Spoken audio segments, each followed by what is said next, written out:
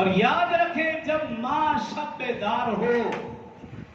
تو بیٹا پھر شاہ ولی اللہ پیدا ہوتا ہے،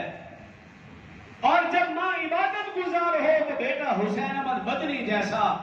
جب ماں زاہدہ ہو تو پھر بیٹا انور شاہ کشمیری رحمہ اللہ جیسا پیدا ہوگا، اور جب ماں حافظ قرآن ہو تو بیٹا عطاء اللہ شاہ بخاری جیسا پیدا ہوگا، اور جب ماں فاطمہ الزہرا رضی اللہ عنہا جیسی ہو تو پھر بیٹا حسین جیسا پیدا ہوگا۔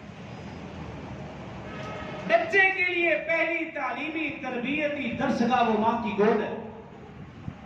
اور ہم اپنے ماحول معاشرے میں دیکھیں، جب تک میں دودھ پلاتے ہوئے اللہ کا نام لیتی تھی، تسبیح کرتی تھی، ذکر و اذکار کرتی تھی، قرآن پڑھتی تھی، بچے نیک پیدا ہوتے تھے، ماں کے فرما بردار پیدا ہوتے تھے۔ اور جب سے ماں نے گود میں بچہ دودھ پی رہا، ماں موبائل کے اوپر گانے سن رہی، ٹی وی دیکھ رہی، فلم دیکھ رہی، تو پھر بچے ٹک ٹاکر پیدا ہو رہے، اور اسی گھر کے اندر رہتے ہوئے ماں کے سامنے بچی ڈانس کر کے ویڈیو بنا کر پوری دنیا کو دکھا رہی، اور ماں باپ جانتے ہیں لیکن کہتے کچھ نہیں،